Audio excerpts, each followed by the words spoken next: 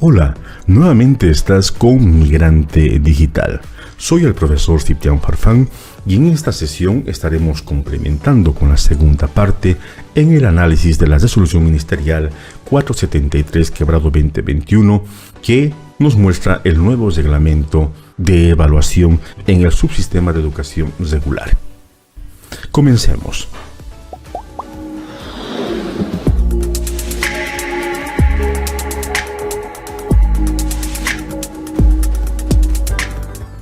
En esta sesión vamos a focalizar los diferentes niveles de formación y vamos a analizar lo que nos dice la resolución ministerial sobre esto. En la educación inicial en familia comunitaria, nos dice que solamente es cualitativa, donde solamente se va a valorar el proceso de desarrollo de capacidades, cualidades y potencialidades de los niños y niñas con relación a las dimensiones del ser, saber, hacer y decidir, evidentemente desarrollados en todos los campos y áreas de conocimiento durante la gestión educativa. Entonces las formas de evaluación, y esto se repite en los tres niveles de formación, son la evaluación de los maestros y maestras hacia los estudiantes, la autoevaluación y por supuesto la evaluación comunitaria. En la evaluación de los maestros y maestras a los estudiantes se puede focalizar el siguiente cuadro. En educación inicial se debe considerar desarrollo pleno a los niños que realizan actividades y acciones superando los criterios que se han establecido para la evaluación.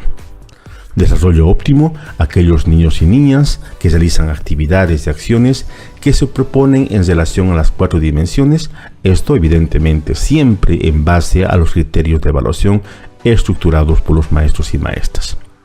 Desarrollo aceptable a aquellos niños y niñas que realizan solamente algunas actividades y algunas acciones que se proponen siempre en relación a las 4 dimensiones. En desarrollo, aquellos niños que tienen dificultad en realizar actividades y acciones que se proponen en relación a las 4 dimensiones. Si ustedes analizan, solamente diferencia en el nivel que los niños y niñas realizan las acciones programadas.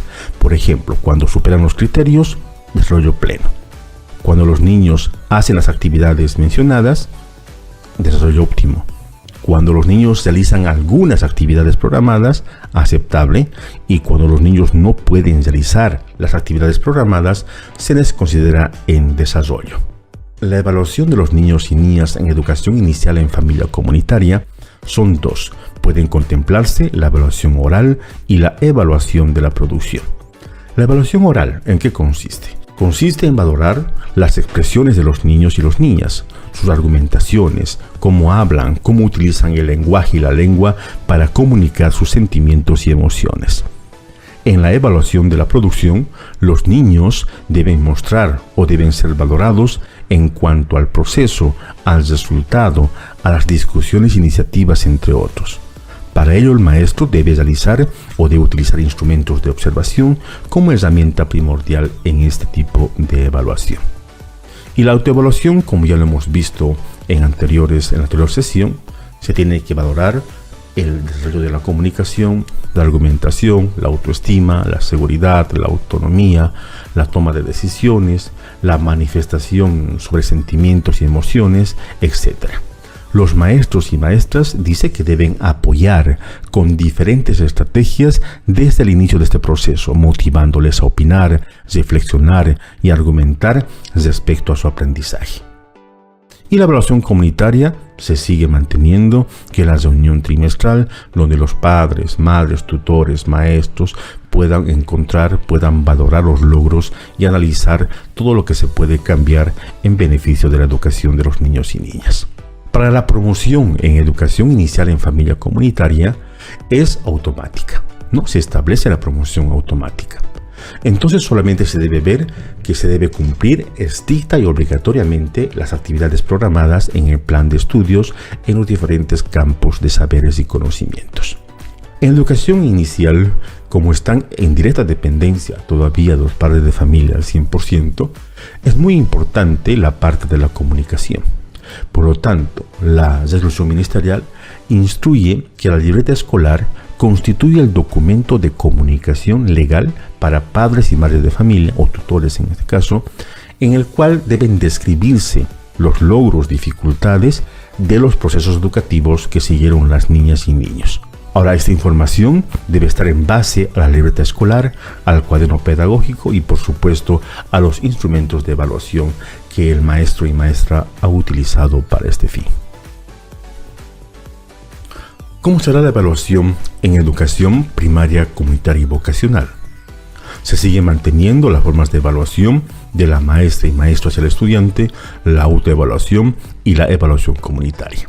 Pero en este caso vamos a analizar que la educación primaria, comunitaria y vocacional ya no es de carácter obligatorio en la promoción, sino que ya es cualitativo y cuantitativo. Por lo tanto, la evaluación que los maestros y maestras van a dar a los estudiantes de educación primaria, comunitaria y vocacional dice que tiene carácter integral, procesual, continuo y permanente para el desarrollo o en el desarrollo integral y holístico de las y los estudiantes. Para esto, el maestro debe hacer un registro de la valoración. Este registro dice que debe hacer mediante diferentes instrumentos que tiene el maestro y deben registrarse en el cuaderno pedagógico del maestro, para luego ser traducidos a la libreta escolar electrónica para que esto sea conocido por los estudiantes, padres, madres de familia, tutores y por supuesto por la Comisión Técnica Pedagógica. Ahora, ¿cómo va a ser la escala de la valoración de las dimensiones? Va a ser en el siguiente sentido. Los maestros, dice, de aula y de especialidad, realizarán valoraciones de la formación integral de los estudiantes de esta manera. Va a ser con énfasis, dice, en las dimensiones y la autoevaluación va a enmarcarse en las dimensiones del ser y decidir. Entonces, el maestro va a calificar solamente en las dimensiones del ser, saber, hacer y decidir con puntaje de 10, 35, 35 y 10.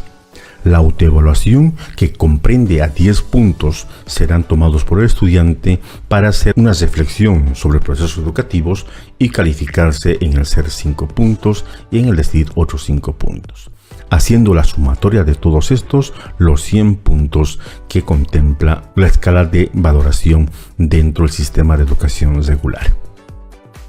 La autoevaluación, que ya hemos visto que va a ser de 5 puntos en el ser y 5 puntos en el decidir, juntándose con la escala de valoración que da el maestro y maestra, da paso a las calificaciones.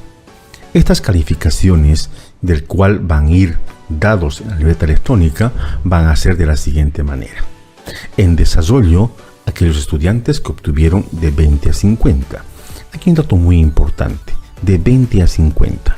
Aquí se va a acabar seguramente la eterna discusión en los consejos de maestro, donde se procedía a decir cuánto vamos a calificar o cuál va a ser la calificación mínima para aquellos estudiantes que no asisten, aquellos estudiantes que no cumplen.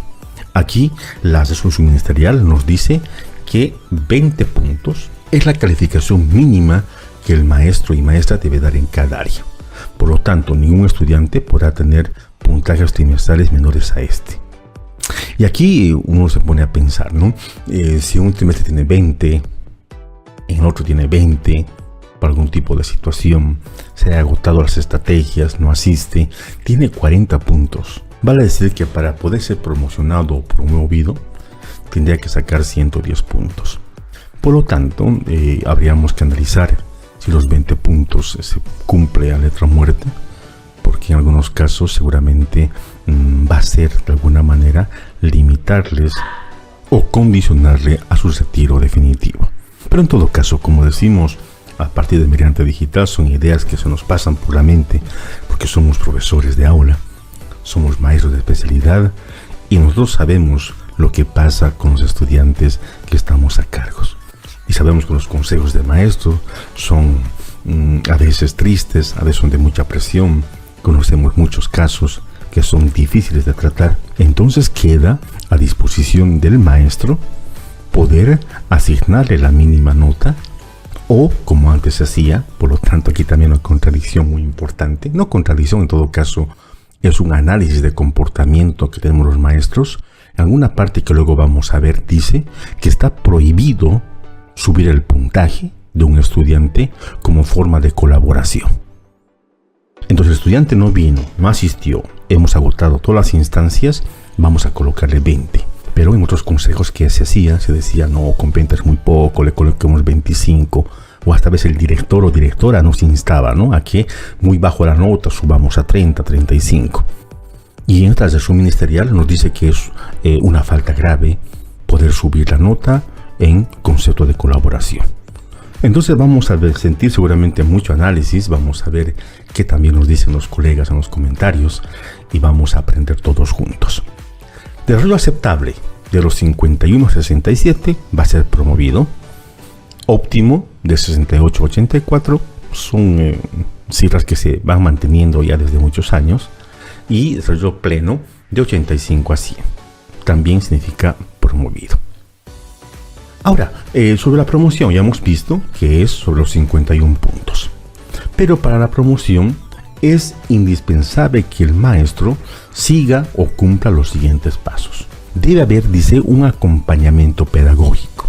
Esto significa que lo deben realizar no solamente el maestro y maestra, también el director o directora, la comisión técnica pedagógica, con aquellos estudiantes en el cual hayamos identificado que tienen dificultades de aprendizaje en los diferentes áreas y campos. Esto en el primer trimestre y segundo trimestre. También nos dice que debemos desarrollar acciones pedagógicas estratégicas. Esto significa que debe ser ejecutado después del acompañamiento y previo informe técnico respaldado por el cuadro pedagógico, para mejorar, evidentemente, el rendimiento académico de la población escolar con bajos promedios.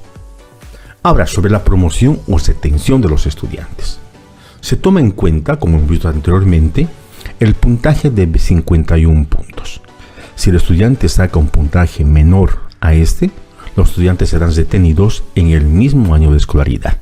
Evidentemente, no está de más decirles que es el promedio de los 3 trimestres. Pero si el estudiante no alcanza los 51 puntos, entonces se toma como retenidos.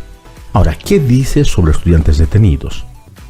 Los padres, madres, tutores deben ser informados sobre la situación de su hijo e hija, para que ellos asuman responsablemente y ya sepan y autoricen la inscripción automática en el mismo año de escolaridad en la siguiente gestión. Entonces, esto es todo lo que dice sobre la evaluación en la educación primaria, comunitaria y vocacional. Ahora vamos a adentrarnos a lo que es la educación secundaria, comunitaria y productiva.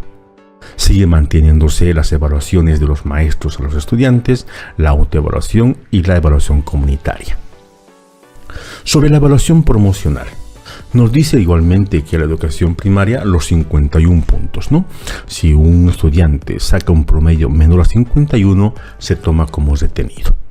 Ahora, ¿cómo van a ser las escalas de valoraciones en la educación secundaria? Es idéntico a la educación primaria. El maestro califica 10 en la dimensión del ser, 35 en la dimensión del saber, 35 en la dimensión del hacer, 10 en la dimensión del decidir, y el estudiante se autoevalúa en las dimensiones del ser y decidir con 5 puntos respectivamente, haciendo el total de los 100 puntos. Ahora, el puntaje mínimo va a ser, como educación primaria, 20 puntos en cada área. No, esto también para analizar, como les digo, hay mucho que analizar sobre este punto. Ahora, ¿qué habla sobre la evaluación permanente y continua? Me da 4 puntos importantes: la evaluación diagnóstica, el apoyo y acompañamiento, la entrega de informes y el seguimiento y supervisión. Sobre la evaluación diagnóstica, sabemos que es un proceso de valoración y análisis. ¿Qué permite esta autoevaluación? Nos permite identificar saberes y conocimientos, experiencias previas de los estudiantes al inicio de cada gestión, permitiendo ajustar la planificación curricular. Entonces es muy importante hacer valer en esta gestión educativa, y por lo que tengo entendido también las gestiones que vienen, tienen que darse las evaluaciones diagnósticas, porque de acuerdo a esto vamos a trazar nuevas estrategias y por supuesto identificar los contenidos dentro del currículo base. Luego de realizar la evaluación diagnóstica, nosotros debemos emitir informes a la dirección de nuestra unidad educativa para que haya efecto de seguimiento para que podamos brindar un informe sobre los resultados y el director sepa cuáles son las estrategias que vamos a tomar de acuerdo a lo que hemos observado. El apoyo y acompañamiento debe ser formativo, permanente y continuo. Vale decir que siendo el estudiante, los maestros, los directores, la comisión técnica pedagógica, los padres y madres de familia, responsables de todo el proceso de evaluación, entonces por lo tanto ellos también en forma conjunta deben realizar acciones necesarias y permanentes en toda la gestión curricular. ¿Qué tipos de acciones va a haber en el apoyo y acompañamiento? Va a haber acciones de reforzamiento, evaluaciones complementarias, retroalimentaciones, adecuaciones curriculares y otras acciones pertinentes que va a diseñar el maestro o maestra junto a la comisión técnica pedagógica, pero que tienen que ser pertinentes con el único fin de alcanzar los objetivos holísticos propuestos en la planificación curricular. La entrega de informes. Es muy importante la entrega de informes a las y los estudiantes, a los padres y madres, y eso deben ser de forma mensual. También pueden ser en forma oral y de acuerdo al requerimiento de los interesados. Los padres pueden pedirme un informe escrito, pueden pedirme ver el registro pedagógico o pueden pedir solamente que les informe en forma oral, como es habitual en esta educación a distancia que hemos llevado, ¿no? Es muy usual la comunicación por celular, que es válido según la resolución ministerial. Pero estos deben ser siempre a requerimiento de los interesados, ¿no? Si el papá requiere una información, estamos en obligación de brindarle. Pero no solamente cuando el padre lo requiere, estamos también nosotros en obligación de poder informar en las reuniones convocadas por la dirección o por mi persona. Pueden ser, dice, trimestrales o anuales. También los informes de parte de los maestros y maestras deben ser dirigidos a la dirección de una educativa en forma permanente. Por lo tanto, no solamente debe ser a pedido de la dirección, estamos en obligación y eso también deriva en la oportunidad que tiene el maestro y maestra para poder respaldarse. No, yo sé que es malo hablar de respaldarse, a veces, alguna vez se decía que juntamos pruebas peores que abogados, ¿no? Para que podamos justificar algún proceso educativo. Pero en todo caso es una obligación y es una parte importante del trabajo docente poder saber los pormenores, la identificación de logros y dificultades de los estudiantes que están bajo nuestro cargo. Es muy importante, dice, que los informes no deben ser alterados, y lo sabemos, esto está en el reglamento de faltas y sanciones, y el estudiante tiene derecho a la privacidad. Vale decir que algo muy importante aquí. Alguna vez hemos llamado a la reunión y nos han pedido que demos las notas en forma general. Y algo que lo hemos hecho, ¿no? Lo hemos hecho, tal fulano tiene 50, Pepito tiene 20, Juan está aplazado. Y esto se radica, dice, en una falta porque no estamos obedeciendo al derecho a la privacidad. Los informes, entonces, solamente pueden ser publicados, pueden ser dados a conocer al padre, madre de familia, tutores o estudiantes que así lo requieran. Por lo tanto, yo no puedo hacer público las notas o comportamientos dentro del proceso educativo. Algo muy importante que debemos tomar en cuenta. Sobre el seguimiento y supervisión. Debe estar a cargo, evidentemente, del director o directora de una educativa. Ahora, ¿qué es lo que plantea sobre los instrumentos de evaluación? Esta resolución ministerial nos indica que pueden ser orales, escritas, pero lo más importante dice que deben ser previamente planificadas y elaboradas de acuerdo a criterios técnico-pedagógicos. Y estas deben ser autorizadas, revisadas, controladas por el director. Por lo tanto, aquí los directores tienen que leer las planificaciones curriculares y no solamente firmarlas para que puedan garantizar que los procesos que realizamos los maestros y maestras estén de acuerdo a estos criterios que dicen técnicos pedagógicos. Ahora aquí nos indica que todo esto, todo lo que es la valoración, la sistematización de lo que hemos conseguido en la evaluación deben ser reales y coherentes. Por lo tanto, en los registros y cuadernos pedagógicos deben ser lo mismo, deben tener la misma información. Yo no puedo en la libreta colocar una nota que no se visualiza en los registros, en los instrumentos de evaluación y en el cuaderno pedagógico. Por lo tanto, el cuaderno pedagógico y los registros deben reflejar su aprovechamiento en las diferentes áreas, tomando en cuenta los promovidos, los abandonos, los retirados, los detenidos y en tolerancia. Vale decir que aquí hay que ser muy específicos entonces en desarrollar los cuadernos pedagógicos con este tipo de informes. Sobre las prohibiciones, dice que está prohibido en forma tácita todo tipo de discriminación, influencias o favoritismos en los procesos de evaluación y representaciones estudiantiles. Aquí entonces debemos ser imparciales, transparentes en todos los procesos de evaluación. Aquí es muy importante entonces, no podemos tener favoritismo, es decir, a este grupo un examen más fácil, a esa persona lo voy a calificar solamente trabajos, no va a dar examen. No, debe ser siempre en calidad igualitaria, deben ser imparciales y con transparencia. Es muy importante tomar en cuenta todo esto. Ahora, sobre el apoyo y seguimiento. Se basa en aquellos estudiantes que tienen dificultades en el aprendizaje. ¿Qué debemos hacer cuando nosotros tenemos estudiantes con dificultades de aprendizaje? Lo primero, debemos hacer adaptaciones curriculares. Y aquí algo muy importante que debemos entender. La adaptación curricular no es más que una planificación curricular específica para un grupo determinado de personas o para una sola persona. Esta planificación es realizada por el maestro y maestra, donde él ajusta contenidos, puede cambiar metodologías, puede aplicar otros materiales, puede aplicar instrumentos y técnicas de evaluación, tomando en cuenta las particularidades del estudiante. Por ejemplo, si yo tengo un estudiante que no puede ver, entonces yo tengo que cambiar mi sistema de evaluación. Lo tendré que hacer una evaluación oral, por ejemplo. Eso ya es una adaptación curricular, donde se toma en cuenta las particularidades de los estudiantes que tienen dificultades en el aprendizaje, que pueden ser un ejemplo seguramente mal hecho, ¿no? La persona que no ve, pero en todo caso tenemos estudiantes diferentes, ¿no? Que de alguna manera no aprenden por ciertos motivos. Tenemos que identificarlos y transcribirlos en una planificación que tome en cuenta estas particularidades. Luego, el maestro y maestra y todos los actores educativos debemos realizar un apoyo permanente. Vale decir, debemos reforzarlos didácticamente, con contenidos coherentes, desarrollados en los procesos educativos. Entonces deben ser pertinentes y oportunos. No podemos dar tareas de apoyo al final del trimestre, por ejemplo, ¿no?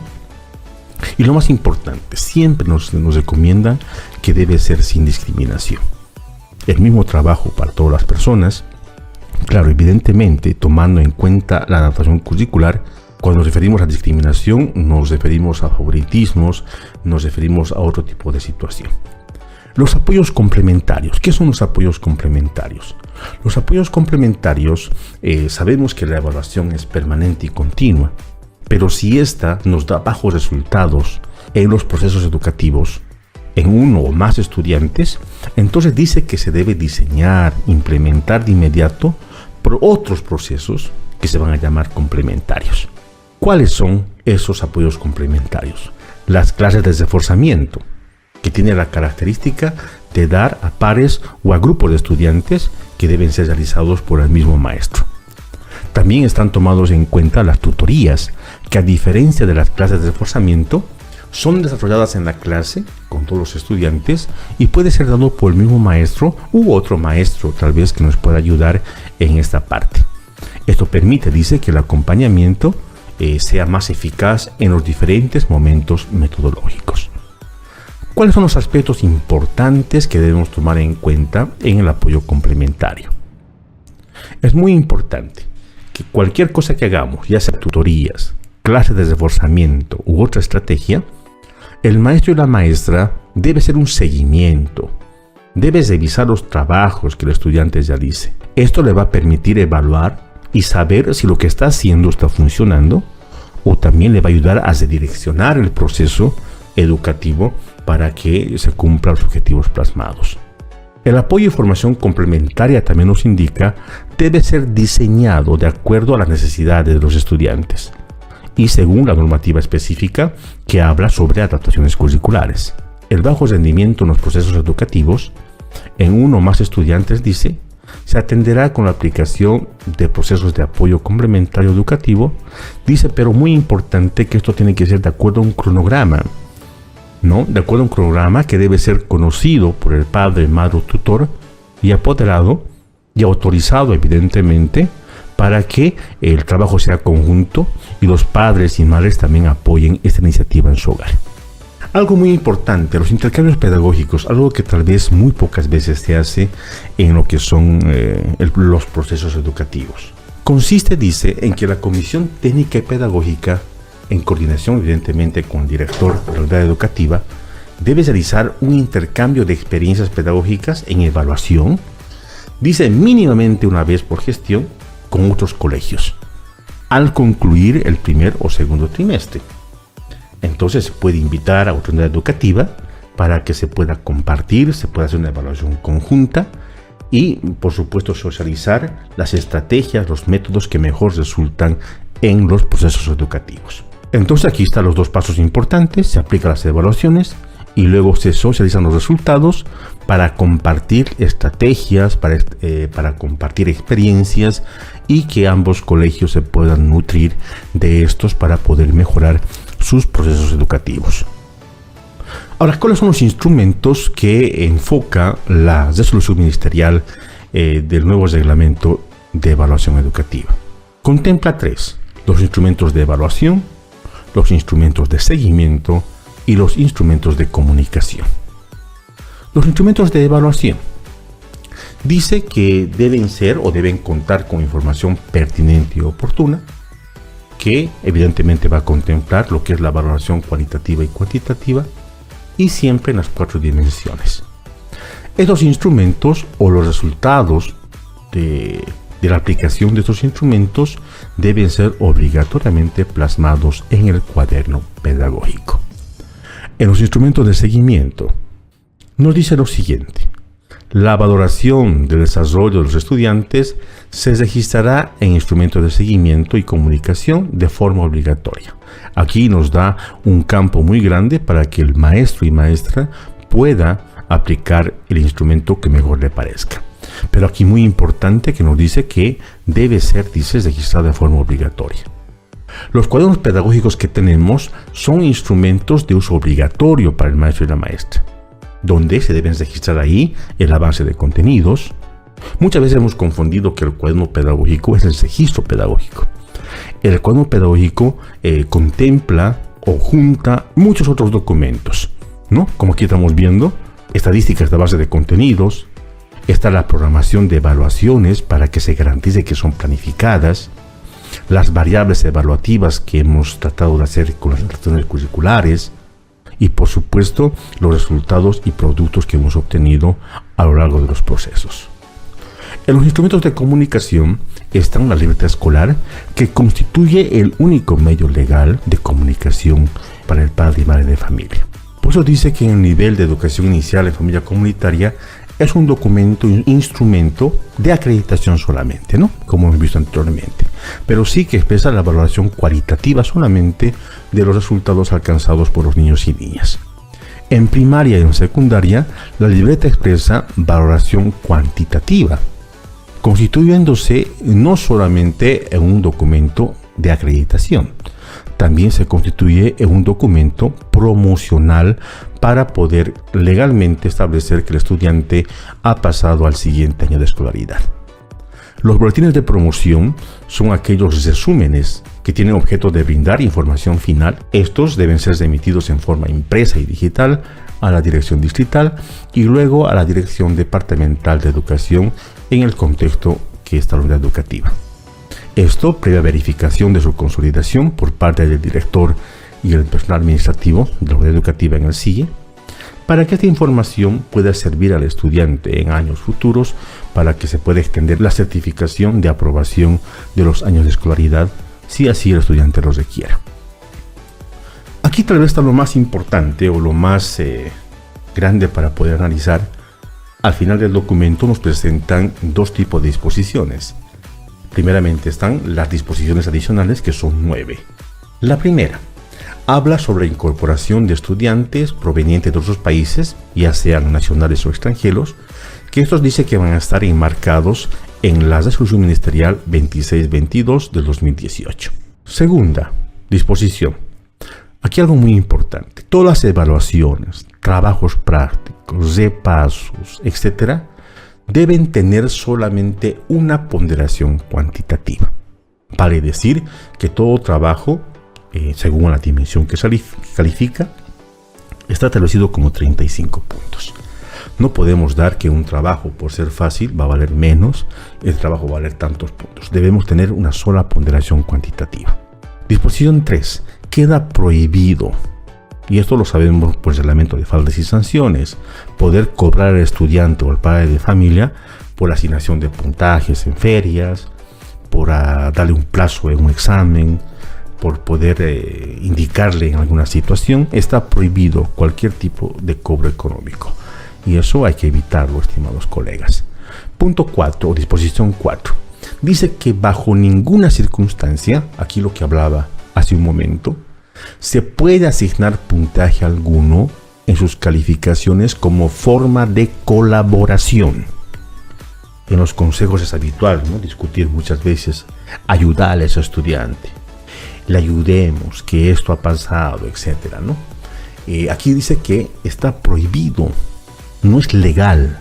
Por lo tanto, aquí habríamos que analizar entre todos los colegas y también con los directores sobre la aplicación de esta resolución ministerial y de esta nueva forma de evaluar que nos da el Ministerio de Educación.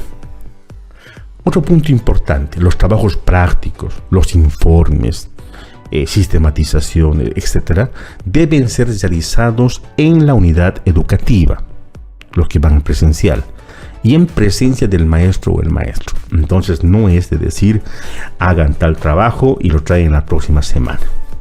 Aquí claramente nos dice que los trabajos que son elaborados por los padres, que son adquiridos de los mercados, no tienen ninguna validez, porque debemos desestimar de una vez por todas que no importa la suntuosidad, dice la subministerial en esas palabras, de los trabajos, sino el contenido, la direccionalidad que se da al trabajo para que éste pueda cambiar y transformar la realidad del estudiante. Entonces debemos ser partícipes nosotros, dice, de los trabajos que estamos dando. 6.6 nos dice que se debe llegar a un producto material, ya sea tangible o intangible, pero tienen que ser coherentes con los objetivos holísticos. Muchas veces nos equivocamos grandemente.